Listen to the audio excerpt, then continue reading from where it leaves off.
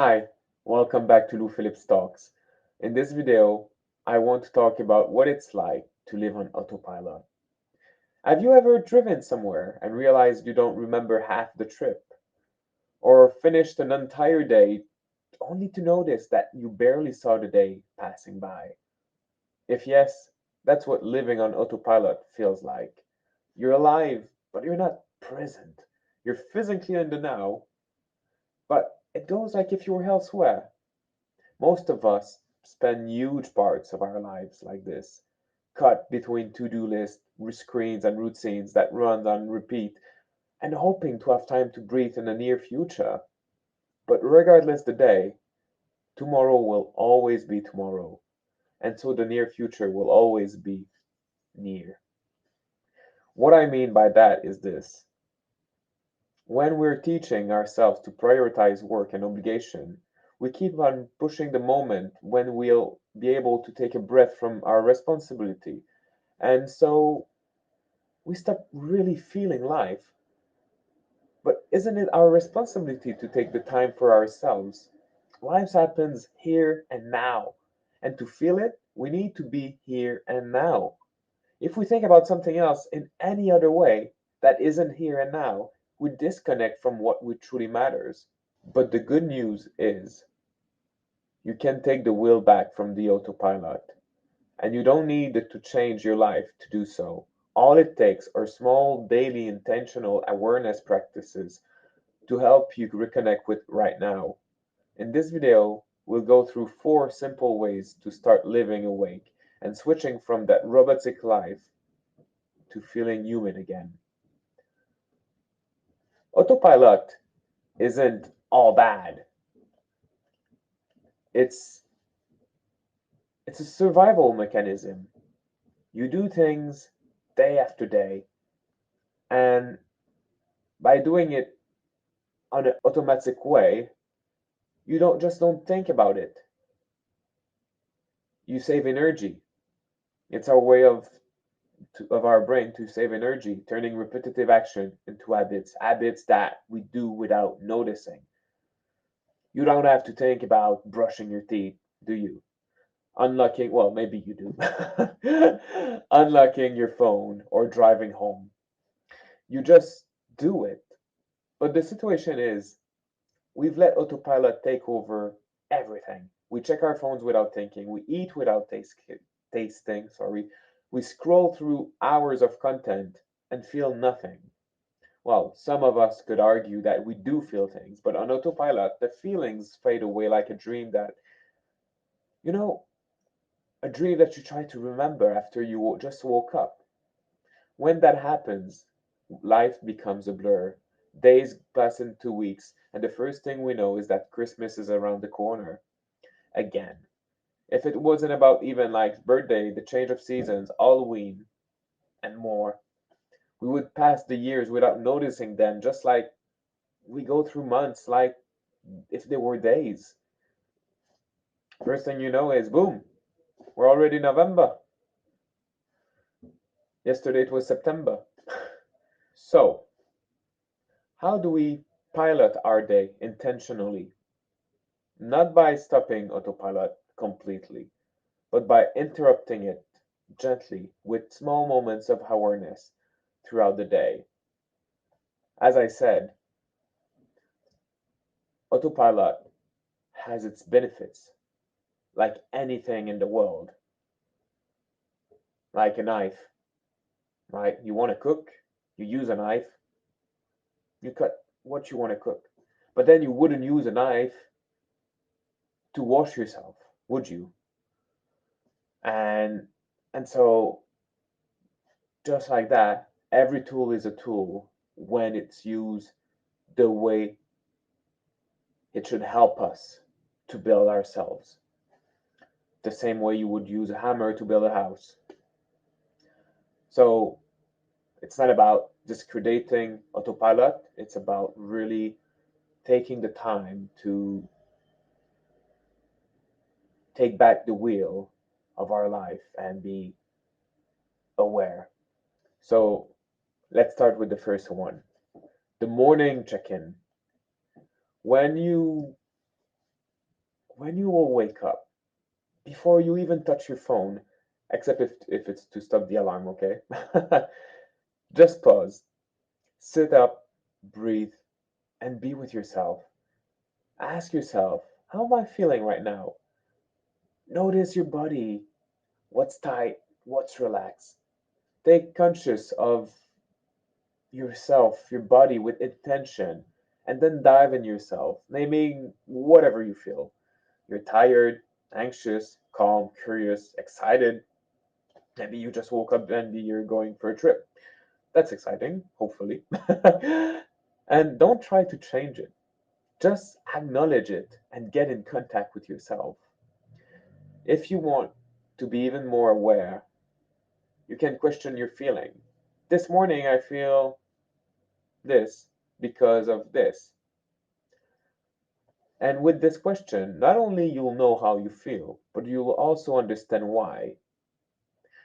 Over time, this practice builds self-awareness, and that's the foundation of getting out of autopilot.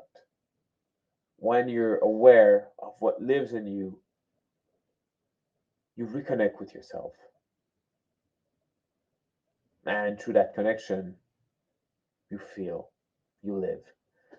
Next, choose one simple daily activity, like making a coffee, showering, or brushing your teeth. Making a presence practice. For example, when you make a coffee, listen to the sound of the water, smell the aroma, feel the warmth of the mug in your hands, especially with the cold weather that arrives. Take the time to sit and enjoy the first sip just with yourself, not thinking about work or what else you need to do about. Just disconnect from everything that is not here and now, that is not you and your coffee. This is you taking care of yourself. It is worth being fully present. And if your mind drifts, if you think, oh, I need to do this, that's okay. Just gently come back to the sensation, the warmth, the calm.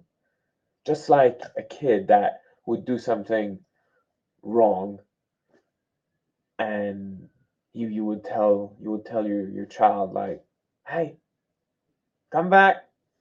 You didn't clean your plate. Don't leave it on the couch. On the couch. Yeah, don't leave it on the couch. But don't leave it on the table. And you don't say that because you hate your child. No, you say that because you love him. You love him, you care for him to take care of himself. And in the same way, it's not about like telling off like, hey, you should be with your coffee. Like, hey, I noticed that I went away with my head, with my thoughts. Let's come back. All right. That's mindfulness. Not something magical, but simply being there where you are. It may sound silly to wake up for something as ordinary as a cup of coffee or a shower, but that's exactly the point. Ordinary moments aren't obstacle to awareness. They're awareness training. And most of our days are made of ordinary moments. Fully experiencing them can shift from a day to be ordinary to be a special one, just because you notice those little things that you overlooked in the past on autopilot. What is important to understand is that autopilot thrives in non-stop motion. It is like just being on a highway and just looking forward, never stopping, and not even realizing what we've missed because of the habits of it. On the journey, we'll have to do some pit stop and have a bite, but we'll do it as fast as possible to go back on the main road. Autopilot acts in the same manner. It wants to be back on the highway and will work to get there. So let's interrupt that motion intentionally. Set 2 or 3 reminders on your phone throughout the day to make it intentional. You put an alarm, and then when it rings, you stop and become aware. When one goes off, take just 10 seconds. Ask yourself, what's happening right now in your body? How do I feel physically in your surrounding? What people are doing? What kind of energy is happening? What kind of motion are around me? In your mind, where is my head at? Take one slow, full breath. Notice your posture, your thoughts, your emotions. That's it. 10 seconds of awareness. You can do this before you open an emails, before a meeting, or when you step outside just to feel the change of air. These micro pauses create tiny breaks in the blur. Of course, at first it may seem pointless to stop the autopilot, but these small cracks where awareness can shine through will become more natural, become clearer, and over time, all those cracks will start connecting, just like a puzzle, until present becomes your default state, where autopilot will become a choice and you'll know when to use it wisely. So, what I mean with the puzzle idea is that at the beginning, when you put all the pieces out of the box, you have, as I said, all the pieces everywhere, and you take and you're like, well, what's the point of this piece, right?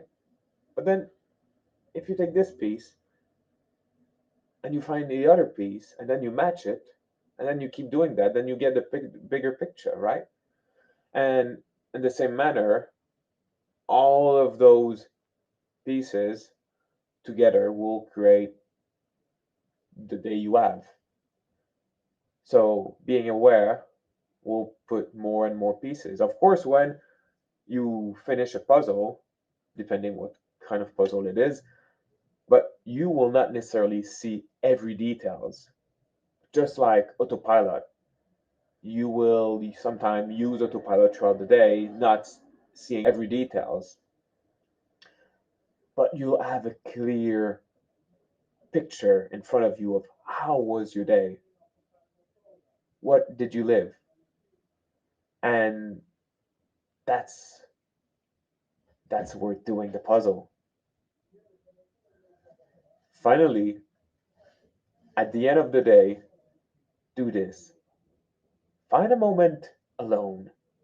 It can be before going to sleep, and recall three small things, small moments that felt real. Not the big wins or the milestone, but the texture of life. Maybe it was the way the sunlight hit your kitchen table, a laugh with a friend, the taste of warm food, the quiet after a long day. Maybe putting your headphones in the tube and just wandering in the world of your playlist. Moment that have stand out in the simplest way. Dive in those moments in your mind just for a few breaths. This isn't about forcing positivity, it's about reconnection, noticing that life's richness is still here, waiting to be felt. Living awake isn't about being mindful 24/7, as I said. It's about remembering to return and then returning. It doesn't mean that autopilot is to avoid, but being mindful about how you use it and intentionally break continuous use of it will give you a different perspective of life and of you. It may feel like a demanding mindful task at first, but it allows us to be aware of punctual moments. Punctual may seem to be details in a day, but like the saying goes, it is all in the details. So be aware of those details in your life. These little awareness practices, repeated daily, start to rewire your brain. So presence become less of a practice and more of a way of being. And slowly you'll start to feel again. The texture of life will come back into focus. Remember, you don't need to change your whole life to wake up. You just need to arrive in it, one small moment at a time.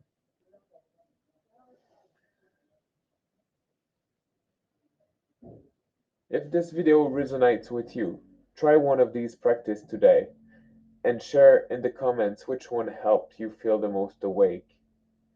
If there's one thing I would like you to remember from all of this, is that the present moment is the only place where life actually happens.